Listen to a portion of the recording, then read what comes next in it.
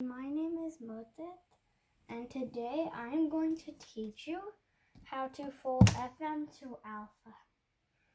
FM-2 alpha looks very similar to FM-2 and FM-1. But the thing is that FM-2 was one of the best planes that I designed, and now FM-2 alpha takes the spot that FM-2 has. So what I mean by that is I mean that FM-2 alpha flies better and farther than FM-2. And the thing with FM-2 alpha is that it doesn't matter the way you throw it. If you throw it hard, then it might have some problem with the flight. If you throw it softly, if you throw it really softly, then it might stall. But it can still handle some very soft throws, like no strength, just some speed. And it flies really far. And if you want to look at how it looks compared to FM-2, this is FM-2 and this is FM-2 alpha. Right here is FM-2 alpha, this is FM-2.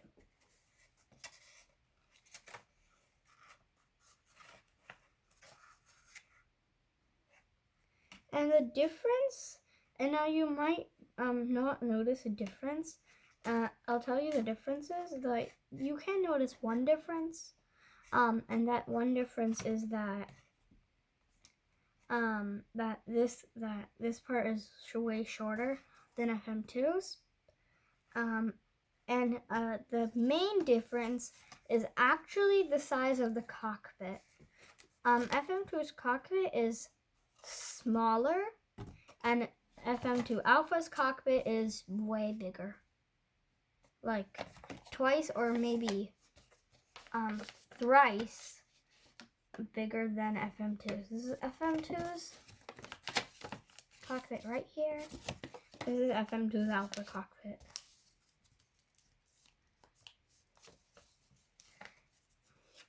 So all you need to fold it is a sheet of paper, some tape, and a scissors.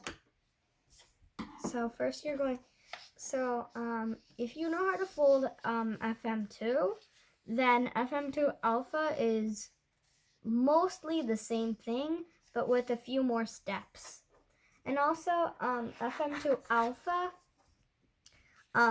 it's it has an origami lock, but the reason there's still tape is just for the center of gravity.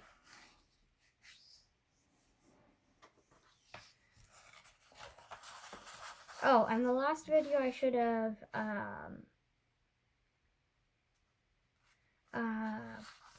said what center of gravity is, but I'll do that in a future video. So first you're just going to fold it in half. 1 second. First you're going to fold it in half, lengthwise.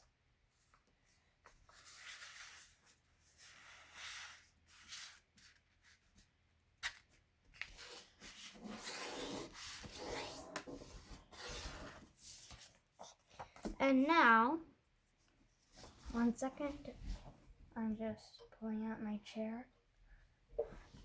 And now, you're going to take the top edge all the way to the bottom, but leave like 1 inch to spare. Crease it, unfold it, and now you're going to make a crease that goes from this corner to this point.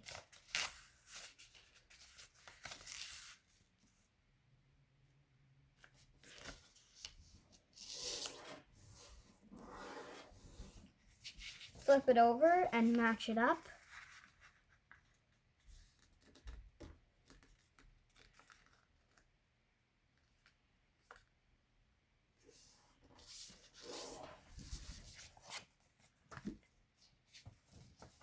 And now you're going to flip it, unfold it and then flip it over. And now you're going to fold along this crease, and one half will need reversing. So I'll just reverse it, crease it.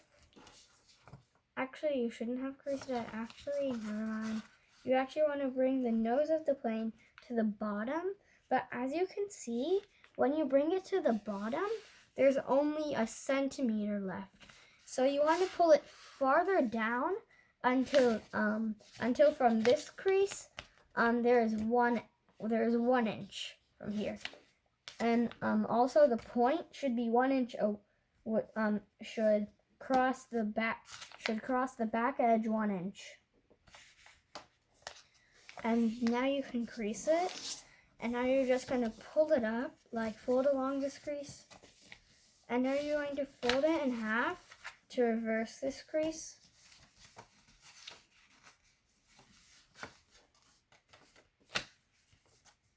Reverse it, and now you're going to take this edge to the center crease, and make sure this layer doesn't move right here. This layer right here should not move. Like, try not to make it move.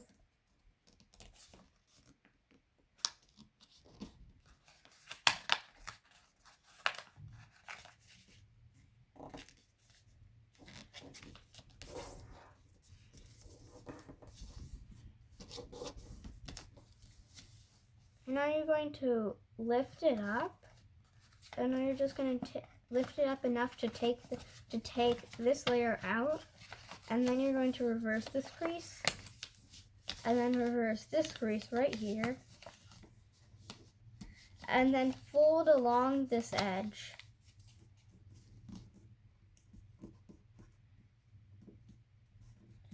And now just a few steps ago, that's where the difference starts.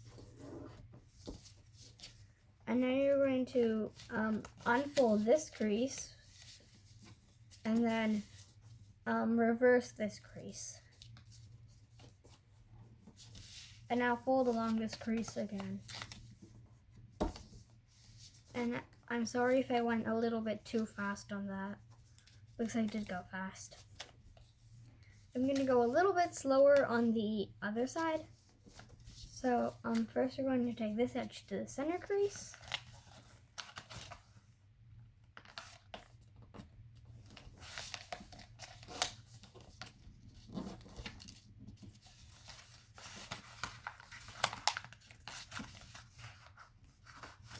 And now you're going to, oh, and sorry I didn't explain how I made the angle change. I'm going to explain it on this side. I'm really sorry about that. So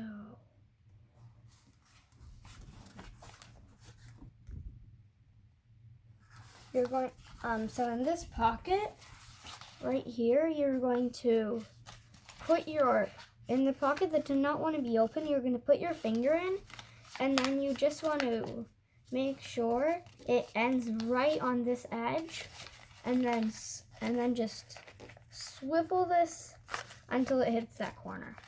And now do what I just rewind the video a few seconds, and then do the same thing on the other side. And I'm really sorry that I didn't explain that part. I just did not remember that I was recording a video.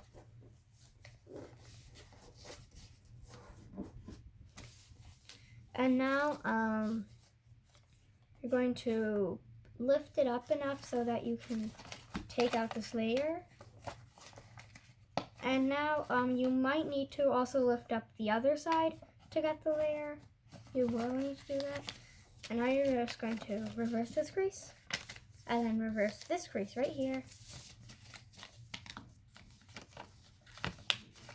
Oh, so I made this a little asymmetrical. Okay. That's okay. I think. Should be. That should be okay. That's okay. It happens. And now you're going to fold it along. Okay. I decided to spend a little bit more time on fixing. Okay, so I fixed that. Now you're going to fold along this edge.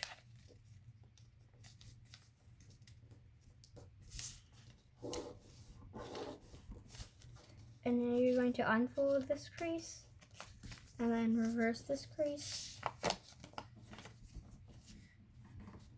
And then fold along this crease.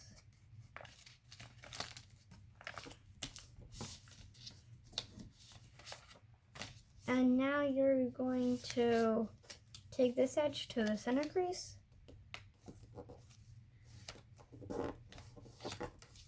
Do the same thing on the other side. Flip it over. Actually, now we're just going to tuck these layers into this pocket right here. And the way we're going to do that is we're going to take this edge to this edge.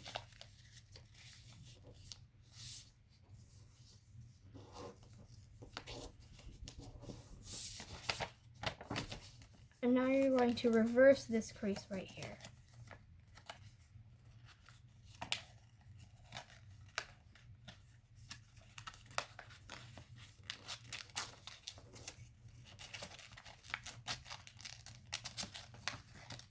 So just first reverse it and then tuck it under.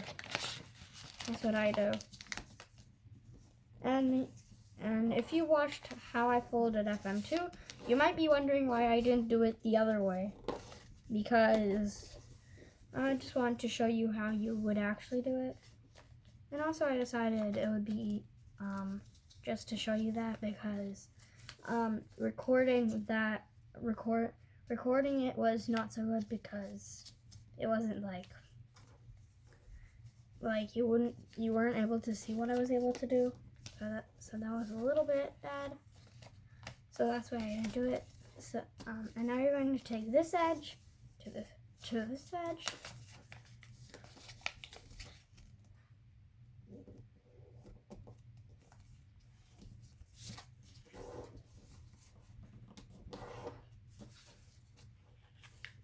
And now you're going to reverse this crease. And you're going to spend and it'll be hard to reverse this part, but just try your best to reverse it because it's the thickest layer right here. And then you can tuck it under nice and clean and very aerodynamic. And now you're going to fold it in half in. And now we're going to make the winglets. So now we're going to take this scissors, take your scissors, and now you're going to cut 1 inch away from the back edge, and then cut at a 70-degree angle about 1 inch. And then cut to that point, like this, vertically. And now with the little scraps that fall, you're just gonna put them aside, we don't need them. And now we have the winglets.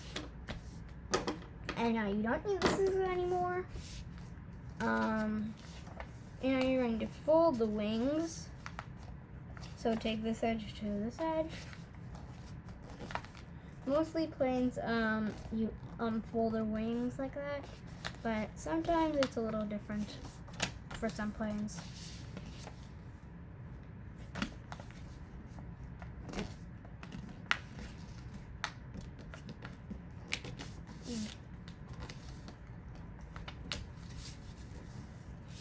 Flip it over and do this and take this edge to this edge.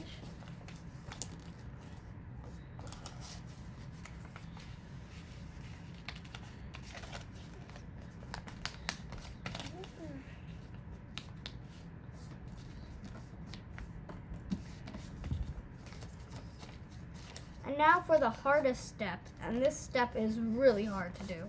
You might end up ripping it, but that's okay. You will still be able to lock the plane. And now for the origami lock. You're just gonna, this is really hard. You might rip this part, you might, and it's really hard to do it. I mean, really hard. So now you're just gonna fold it in half, and with this pocket, you wanna just tuck this whole layer right into that pocket. And of course I ripped it. Like, I just ripped it. And that is okay. Like, it'll still lock it. See? Nice and locked still. Even though I completely ripped it. So ripping does not matter. Completely. It doesn't matter. I completely ripped it. So I actually think you actually do have to rip it. I don't know if it's actually even possible to do it without ripping.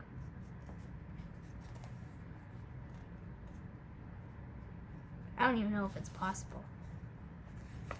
And now you're just going to put it back down flat, and now make your winglets parallel to your wing crease. Flip it over, fold the wing, and then match the winglets up.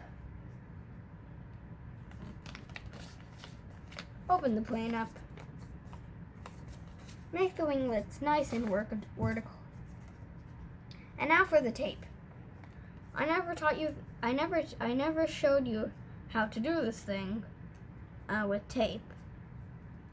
And this applies on mostly every design that goes really fast. It protects the nose from lots of damage and then asymmetry. And then after asymmetry, not a good flying plane. So you're just gonna take like this much tape, and all of this tape is just for the nose. So you're just going to fold it in half, and then you're just gonna put it at the very tip of the plane, and then like just press it at the cockpit, or if there's no cockpit, just press on the wings, and then on the wings. And then press it again, and then again, and then take the other side and press it again, and then again, and then again. And whenever you do this, you want to make sure on every angle change you press it, and that will protect the nose. That's the main purpose. It might look a little weird because there's tape in the front, but it really helps. And now you're just going to take some tape, put it at the very back.